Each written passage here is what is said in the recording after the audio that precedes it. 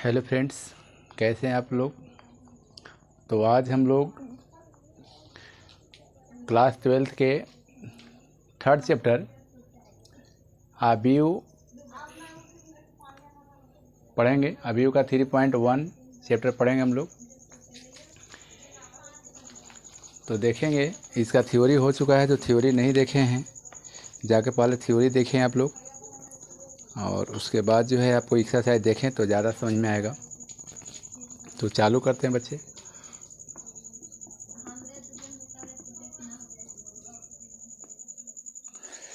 लिखा हुआ है कि अवयव इतना, अवयव ए बराबर इतना, अवयव ए बराबर इतना के लिए ज्ञात कीजिए। पहला प्रश्न है बच्चे, अवयव की कोटि, अवयव की कोटि ज्ञात करना है। अवयव की कोटि ज्ञात करना है। अवयव की कोटि बराबर बताए थे ऑर्डर ऑफ मैट्रिक्स, बताए थे कि ऑर्डर ऑफ मैट्रिक्स क्या होता है। तो ऑर्डर ऑफ मैट्रिक्स जो होता है वो m गुने n के रूप में जो होता है ना, वही कहलाता है ऑर्डर ऑफ मैट्रिक्स कहलाता है। m क्या होता है, तो m रो के संख्या होता है, और n जो होता है किसी अवयव में कॉलम की संख्या होता है। तो रो और कॉलम के संख्या को जब गुना के रूप में लिखते हैं वही कहलाता है अवयव की कोटि। इसमें बच्चे कितने रो है, तो इसमें आपको रो की संख्या 3 गो है। ये पहला रो कहलाता है, ये दूसरा रो कहलाएगा, ये तीसरा रो कहलाता है। ये जो खड़ा होगा इसको पहला कॉलम, इसको दूसरा कॉलम कहेंगे, इसको तीसरा कॉलम कहेंगे, इसको चौथा। तो अवयव की कोटि बच्चे हम लोग जानते हैं कि अवयव की कोटि कहते किसको है, ऑर्डर ऑफ मैट्रिक्स किसे कहते हैं। m into N, m into N को ही हम लोग कहते हैं अवयव की कोटि। जहाँ m क्या होता है, किसी अवयव की रो के संख्या को हम लोग कहते हैं m, और कॉलम के संख्या को कहते हैं हम लोग, कॉलम के संख्या को कहते हैं n। तो यहाँ पे आपको देखना है कि इसमें रो कै गो है, 1 2 3, रो की संख्या 3 गो है। तो यहाँ पे 3 गुने कोटि कै गो है, कोटि 4 गो है, तो 3 गुने 4, यही कहलाएगा आपको, यही कहलाएगा अवयव की कोटि।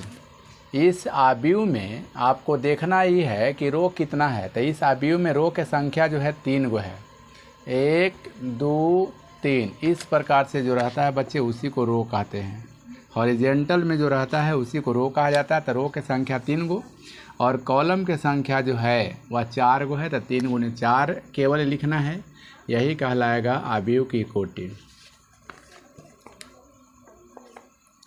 दूसरा सवाल है बच्चे, अवयवों की संख्या, अवयवों की संख्या, अवयवों की संख्या किसे कहते हैं। तो अवयवों की संख्या बराबर होता है m इंटू एन। तो m के संख्या यहाँ पे कितना है, m के संख्या यहाँ पे आपका है 3 गो, n के संख्या कितना है 4 गो। तो m गुने n करेंगे और गुना करके जो आएगा वही कहलाएगा अवयवों की संख्या। तो 4 12, केवल ऐसे लिख करके छोड़ देंगे तो ये कहलाएगा अवयव की कोटि, लेकिन अगर गुना करके जो गुणनफल आएगा उसी को कहेंगे अवयवों की संख्या। आपको ये सब सारा चीज़ जो है थ्योरी में पढ़ाया गया, आप लोग थ्योरी में देखिएगा जा करके, बहुत बढ़िया से समझ में आएगा। उसके बाद यहाँ देखेंगे तब। तीसरा प्रश्न है बच्चे यहाँ पे कि A13 अव्यय कौन है। A13 का मतलब पहले लिखा था रो कर बाद में लिखा था है कॉलम। तो पहले 1 लिखा हुआ है, कर मतलब कि पहला रो और तीसरा कॉलम। पहला रो को काटते हैं, अगर पहला रो को काटेंगे और तीसरा कॉलम को काटते हैं, पहला रो देखेंगे बच्चे और तीसरा कॉलम, तो दोनों आन के जाके कहाँ कटेगा, तो किस पर कटेगा, 19 पर। तो A13 के वैल्यू कितना हो जाएगा, 19 हो जाएगा। A21 के मतलब कि दूसरा रो को ढकना है और पहला कॉलम को ढकना है। तो दूसरा रो पहला कॉलम को ढकेंगे बच्चे तो कहाँ जाकर कटेगा, 35 पर कटेगा। तो यही आपको हो जाएगा A21 अव्यय कौन हो जाएगा, 35। A21 अव्यय जो हो जाएगा वो 35 हो जाएगा। A33 के मतलब हुआ तीसरा रो और तीसरा कॉलम। तो तीसरा रो को ढकेंगे बच्चे और तीसरा कॉलम को ढकेंगे तो किस पर जाके कटेगा, -5 पर कटेगा। तो A33 का जो अव्यय हो गया वह -5 हो जाएगा। तो A24 बराबर वाट और A 2 3 बराबर वाट, ये तो आप लोग कमेंट करके बताएंगे कि दोनों का वैल्यू कितना होगा। बाकी इसको देख लीजिए आप लोग, कहीं दिक्कत है तो बताइए। यदि किसी आव्यूह में 24 अवयव है तो इनकी संभव कोटियाँ क्या होगी। कोई आव्यूह दिया हुआ है और उस आव्यूह में 24 गो अवयव है। कोई आव्यूह दिया हुआ है और आव्यूह में टोटल कितना अवयव है, 24 अवयव दिया हुआ है। 24 अवयव दिया हुआ है, अवयव की संख्या 24 है। तो किसी भी आव्यूह में टोटल अवयव की संख्या कैसे निकलता है, तो किसी आव्यूह में अवयव की संख्या कैसे निकलता है बच्चे, तो यहाँ पे रो और कॉलम में गुना करते हैं। रो और कॉलम में गुना करने से जो गुणनफल प्राप्त होता है उसी को कहा जाता है उस आव्यूह के अवयवों की संख्या। तो कोई आव्यूह है जिसमें आपको दिया हुआ है अवयव, टोटल अवयव कितना है, 24 है। तो इसको बताइए कि संभव कोटियाँ इसको क्या क्या बना सकते हैं। इसका संभव पूछा कि संभव कोटियाँ बताइए, तो अवयव टोटल 24 गो है। तो संभव कोटियाँ बराबर संभव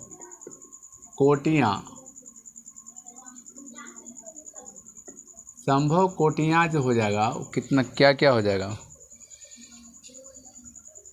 1 गुने 24 लिखेंगे। अगर मतलब ये हुआ कि अगर 1 गो रो रहेगा तो 24 गो कॉलम होगा। 1 गुने 24 करेंगे तो क्या मिलेगा, 24 अवयव मिल जाएगा कि नहीं मिल जाएगा। अगर 2 गुने करेंगे 12, अगर 2 गो रो रहेगा और 12 गो कॉलम अगर होगा, कोई आव्यूह में 2 गो रो और 12 गो कॉलम अगर रहेगा और ये दोनों को गुणा करेंगे, यानी एम का काम करेगा ये, अब एन का काम करेगा ये एम का काम करेगा, ये एन का काम करेगा। तो एम इंटू एन के रूप में है कि नहीं है, ये दोनों का गुणनफल कितना आएगा, 24 आएगा कि नहीं। तो टोटल अवयव निकल जाता है। एम और एन में गुणा करने से जो गुणनफल आता है वही, उसी से उस आव्यूह के अवयव के संख्या निकलता है। तो इसको संभव कोटियाँ क्या क्या हो सकता है, तो ऐसा भी हो सकता है कि 3 गो अगर रो रहेगा तो 3 गो रो रहेगा तो आपको 8 गो आपका हो जाएगा कॉलम। अगर 4 गो रो होगा बच्चे तो 6 गो क्या होगा, कॉलम। आगे इसी को रिवर्स कर देंगे, पलट देंगे कि 6 गो अगर मान लेते हैं कि रो होगा तो 4 गो कॉलम होगा। अगर आपका 8 गो रो होगा तो 3 गो कॉलम होगा। अगर 12 गो रो होगा तो 2 गो कॉलम होगा। 24 गो रो रहेगा तो 1 गो कॉलम होगा। यानी टोटल संभव कोटियाँ, अगर किसी आव्यूह में टोटल 24 गो अगर अवयव है तो संभव कोटियाँ क्या कितना होगा। संभव कोटियाँ 1 2 3 4 5 6 7 8, टोटल संभव कोटियाँ कितना हो। टोटल संभव कोटियाँ पूछा है कि इसकी संभव कोटियाँ क्या है। संभव कोटियाँ हो जाएगा कितना, 8 गो, 8 हो जाएगा। इसी तरह से आपको अव्यय दिया हुआ है, अव्यय दिया हुआ बच्चे आपका 13 दिया हुआ है, तो इसको संभव कोटियाँ क्या होगा। तो संभव कोटियाँ आप लोग कमेंट करके बताएंगे कि संभव कोटियाँ क्या होगा। ये आप लोग के लिए होमवर्क में है।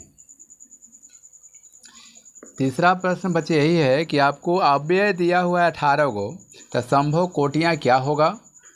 अगर अव्यय है 18 गो, टोटल किसी आव्यूह में अव्यय 18 गो है, तो संभव कोटियाँ क्या होगा। संभव कोटियाँ की संख्या क्या होगा, संभव कोटियाँ की संख्या क्या होगा, ये आप लोग भी ये भी कमेंट करके बताएंगे। और इसी में है बच्चे आपको कि अव्यय अगर 5 गो है तो बताइए कि संभव कोटियाँ क्या होगा, संभव कोटियाँ क्या होगा। तो ये भी आप लोग कमेंट करके बताएंगे।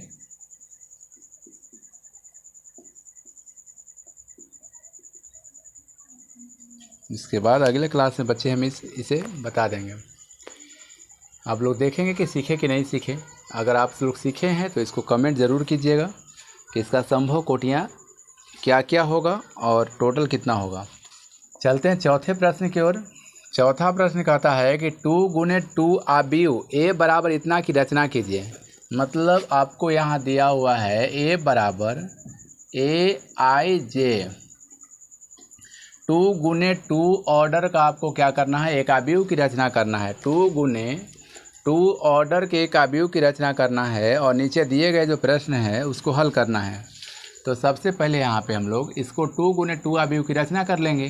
2 गुने 2 अवयव की रचना कैसे करते हैं, मतलब 2 गुने 2 का मतलब 2 गो रो 2 गो कॉलम, 2 गो रो 2 गो कॉलम। तो यहाँ पे लिखेंगे बच्चे A11, यहाँ A12, यहाँ A21, यहाँ A22। जितना रो रहेगा उतना रो लिखना है। रो मतलब कहेगो 2 गो, कॉलम कहेगो 2 गो, तो 2 तक जाना है। पहला रो में लिखेंगे तो शुरुआत में 1 1 लिखेंगे और आपको एक बढ़ाते जाना है, कॉलम को बढ़ाते जाना है, 1 2 कर देना है। दूसरा रो में लिखेंगे तो 2 से शुरू में 2 रखेंगे और कॉलम को बढ़ाते जाना है, 1 2 कर देंगे। 1 1 मतलब पहला रो पहला कॉलम का अव्यय हो गया। 1 2 का मतलब पहला रो दूसरा कॉलम का अव्यय हो गया। ये जो है दूसरा रो पहला कॉलम का अव्यय है, ये दूसरा रो दूसरा कॉलम का अव्यय हो गया। तो यहाँ पे सवाल में ये पूछा है कि AIJ बराबर 1/2 mode of -3I + J। ith 4 क्या होता है, ith 4 रो होता है और jth 4 कॉलम होता है। ये बात बताया हुआ है। तो अगर हम A11 निकालते हैं, एक मतलब पहला रो पहला कॉलम के अव्यय को निकालना चाहते हैं तो I के बदले 1 लिखना होगा और J के बदले 1, क्योंकि पहले जो होता है वो I के वैल्यू, बाद में जो होता है वो J के वैल्यू। तो 1/2 इंटू -3 इंटू I के वैल्यू 1 प्लस J के वैल्यू 1 है, 1/2 मापांक ऑफ -3 + 1। इसको मापांक भी बोलेंगे हिंदी में, इंग्लिश से बोलते हैं मॉडुलस। तो 1/2 यहाँ हल करेंगे तो बच्चे आएगा -2। और मापांक के अंदर से जब कोई चीज़ बाहर निकलता है तो हमेशा प्लस के साथ निकलता है, पॉजिटिव रहे या निगेटिव। मापांक के अंदर से जब भी बाहर निकलेगा तो हमेशा पॉजिटिव नंबर मिलता है, पॉजिटिव नंबर देता है। मापांक हमेशा क्या करता है, पॉजिटिव नंबर देता है। तो 1/2 इंटू 2, 2 से 2 कैंसिल हो जाएगा, कितना आएगा 1। तो ये 1 जो हो जाएगा बच्चे, इस प्रश्न थी A11 का वैल्यू हो जाएगा। A11 का वैल्यू कितना आ गया 1। A12 निकालेंगे। A12 का मतलब पहला रो दूसरा कॉलम का अव्यय। पहला रो और दूसरा कॉलम अव्यय का जो वैल्यू होगा वह क्या होगा, तो इसमें रखेंगे I के बदले 1 और J के बदले 2। यहाँ हो जाएगा 1/2 इंटू -3 इंटू 1 + 2, 1/2 इंटू -3 प्लस में 2। हल करेंगे बच्चे यहाँ पे तो आएगा कितना, -1 आएगा। और -1 जो होगा मापांक से बाहर निकलेगा तो +1 में निकलेगा, और 1 में कोई चीज़ से गुना करेंगे ना वही आएगा। 1 गुने कुछ हो करेंगे तो कुछ हो आएगा, 1 में 1/2 से गुना करेंगे तो 1/2 मिलेगा। यही आपका A12 अव्यय का वैल्यू हो गया। अब निकालेंगे हम लोग A21 का वैल्यू। A21 यहाँ रख दो। A21 के मतलब I के वैल्यू 2 है, J के वैल्यू 1 है। तो यहाँ पे आपका हो जाएगा 1/2 इंटू -3 इंटू I के वैल्यू 2 रखिए प्लस J के वैल्यू 1, 1/2 यहाँ -6 + 1, 1/2 इंटू -5, बाहर निकलेगा तो +5 हो जाएगा। यानी बच्चे इसको हल करेंगे तो आपका A21 जो मिलेगा वह 5/2 मिलेगा।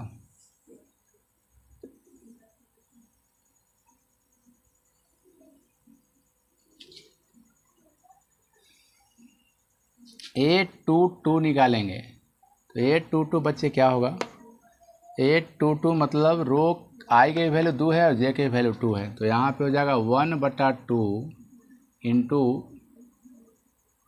-3 into 2 plus 2, 1/2 into -6 plus 2, 1/2 into -4, बाहर निकलेगा तो +4 हो जाएगा। ये 2 दूनी के 4 हो जाएगा, 2। A22 के वैल्यू कितना आया, A22 के वैल्यू 2।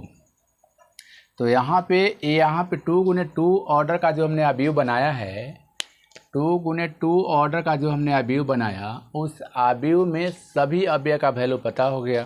तो यहाँ पे आप लोग लिख दीजिए A बराबर A11 का वैल्यू यहाँ से उठा के रखिए 1, A12 का वैल्यू कितना है 1/2, A21 का वैल्यू क्या है, A21 का वैल्यू 5/2 और A22 का वैल्यू है 2। यही आपका आंसर हो जाएगा। यहाँ 2 गुने 2 लिख देना है। ये बहुत आसान प्रश्न था बच्चे, आप लोग देखेंगे एक बार। सेकंड क्वेश्चन जो है AIJ बराबर यहाँ पे है I/J, I/J। तो यहाँ पे बच्चे वही अवयव है, 2 गुने 2 ऑर्डर का ही अवयव है। 2 गुने 2 ऑर्डर का अवयव में सबसे पहले A11 निकालेंगे आप लोग। तो A11 के मतलब I के वैल्यू 1, J के वैल्यू 1, तो 1/1 करेंगे तो 1 आएगा। A12 का वैल्यू क्या होगा बच्चे, तो यहाँ पे 1/2 यानी यही रह जाएगा आपका। A21 का वैल्यू हो जाएगा 2/1 यानी 2 हो जाएगा।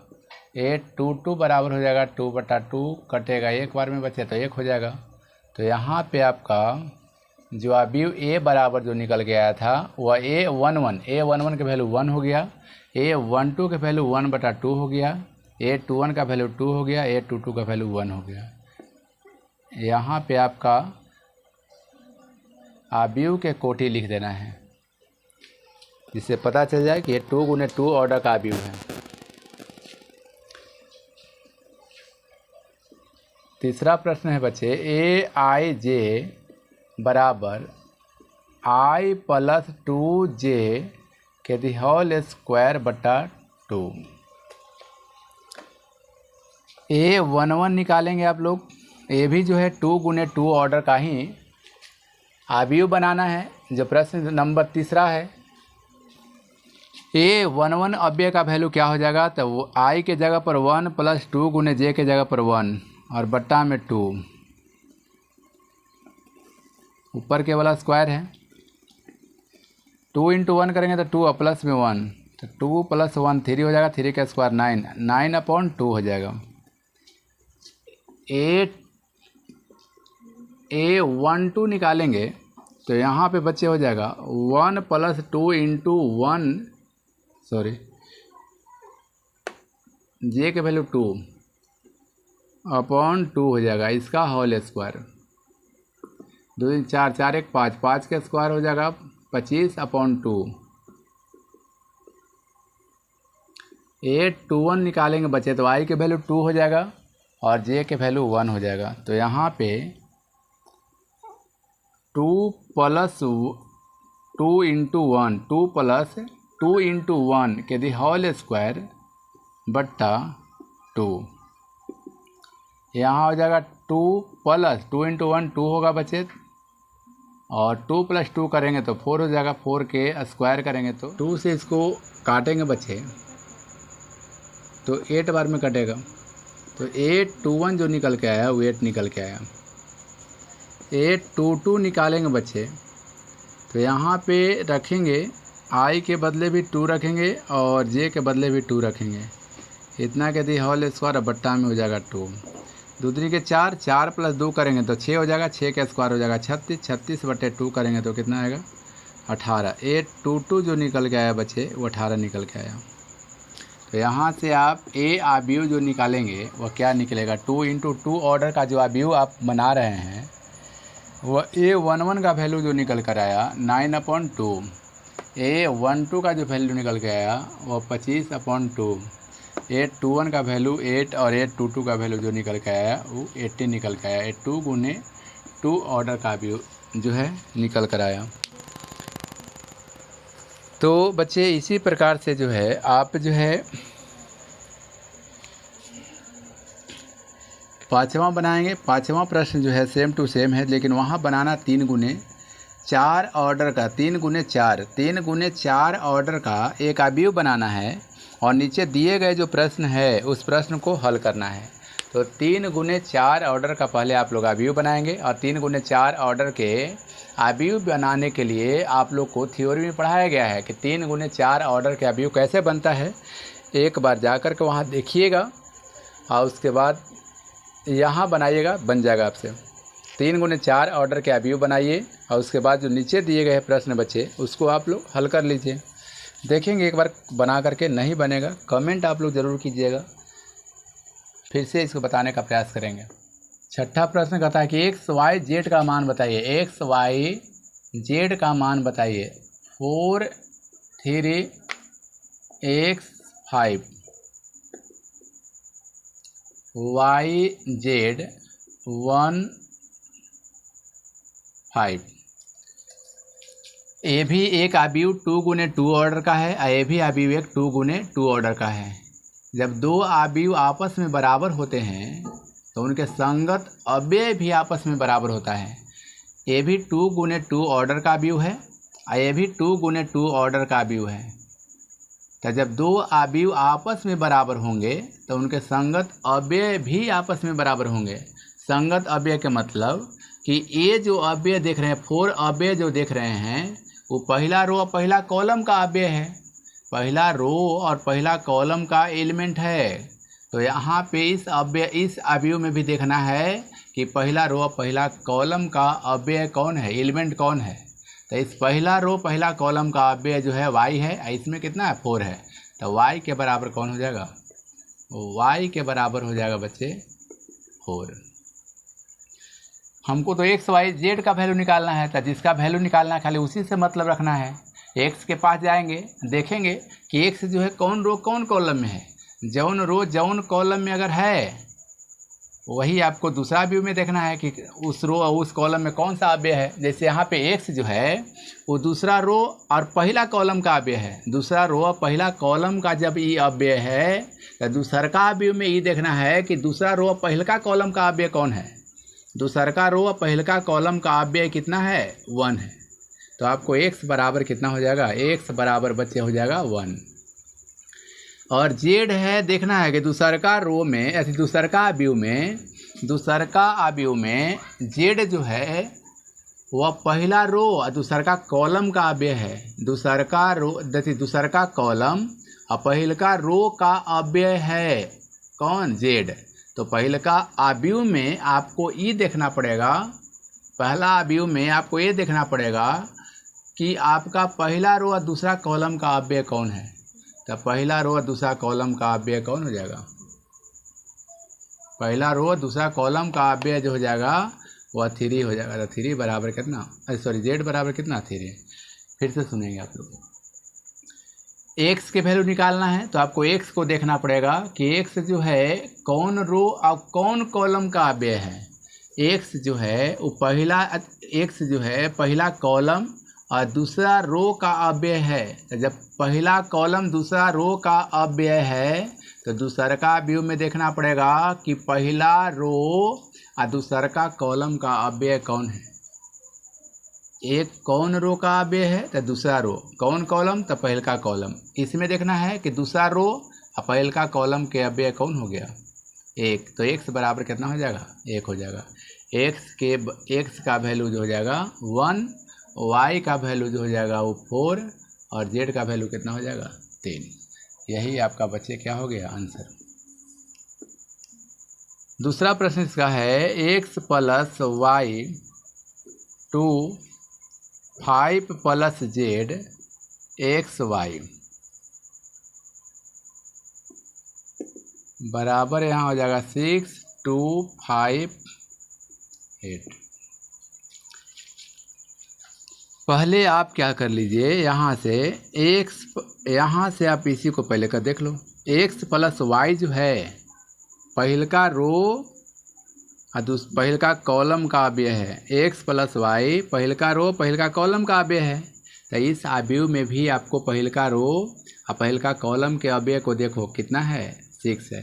तो x + y बराबर क्या हो जाएगा 6। इसको समीकरण नंबर क्या मानना है 1। यहाँ से बच्चे आपको क्या करेंगे 5 + z को देखिए आप कि 5 + z जो है वो कौन रो कौन कॉलम का अवयव है। तो 5 + z जो है वो दूसरका रो पहलका कॉलम का अव्यय है। ऐसा जो है दूसरका रो पहलका कॉलम का अव्यय कौन हो जाएगा? 5। तो ये प्लस में ऊपर जाएगा तो माइनस में हो जाएगा। तो यहाँ से आपको z बराबर क्या मिल जाएगा? 0।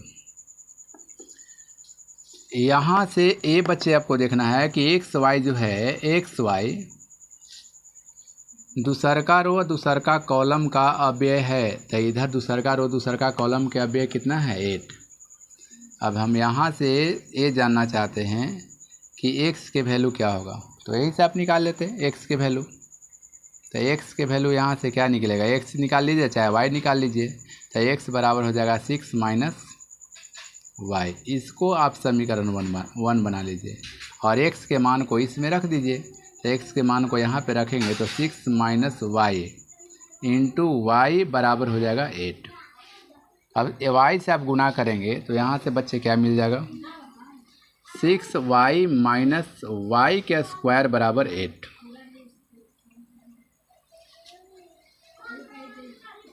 अब यहाँ पे -y स्क्वायर को अगर RHS में ले जाएंगे तो प्लस में हो जाएगा। ये प्लस में तो ऊपर जाएगा तो माइनस में हो जाएगा। तो ये पर बचेगा क्या? 0। तो यहाँ पे आपका y स्क्वायर माइनस हो जाएगा 6y प्लस में 8 बराबर क्या हो जाएगा? 0। ये फर्स्ट इंटू लास्ट में तोड़ देंगे। y square minus 4y - 2y plus में 8 बराबर 0। y कॉमन लेंगे तो y -4 हो जाएगा और माइनस अगर 2 कॉमन लेंगे तो y -4 बराबर 0। ब्रैकेट वाला को इसमें भी जो है इसके साथ भी इतना शामिल है, इसके साथ भी इतना शामिल है, तो इसको कॉमन ले लेंगे। तो यहाँ बचेगा क्या? y माइनस यहाँ बचेगा कितना? 2 बराबर 0।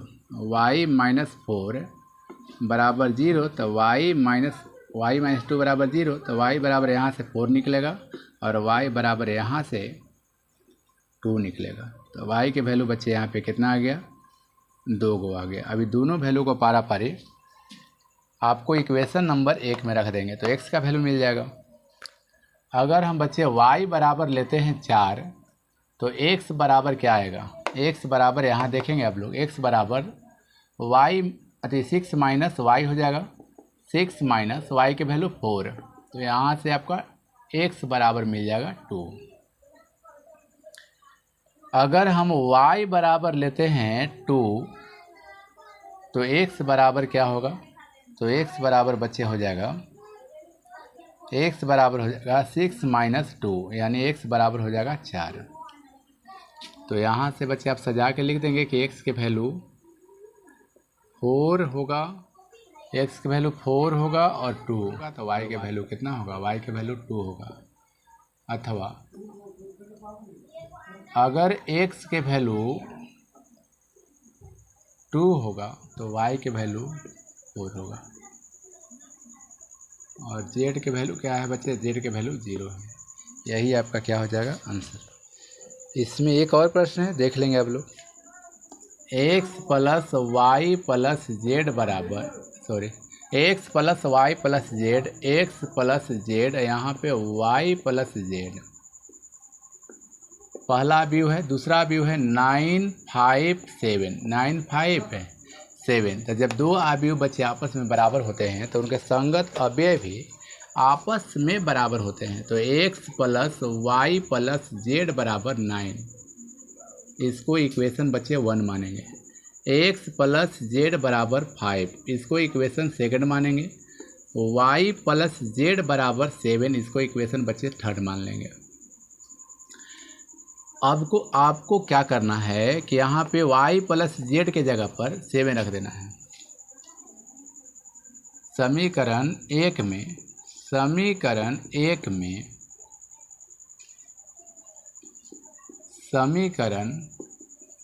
3 का मान देने पर, समीकरण 1 में सेकंड का मान दे दो या थर्ड का मान दे दो, किसी का पहले मान दे सकते हैं, उससे कोई दिक्कत नहीं है। तो समीकरण अगर 1 में हम थर्ड का मान देते हैं यानी जहाँ y + z होगा उसके बदले 7 लिखेंगे। तो यहाँ पे y + z के बदले 7 लिखेंगे बराबर 9। तो यहाँ से x बराबर क्या आएगा बच्चे? प्लस में 7 है, RHS में जाएगा तो माइनस में हो जाएगा, तो 9 में से 7 जाएगा तो कितना हो जाएगा 2, x बराबर 2 हो जाएगा। यहाँ पे आप बताएंगे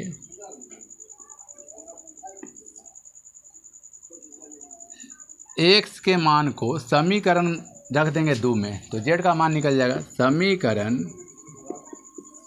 2 में x का मान रखने पर, x का मान देने पर,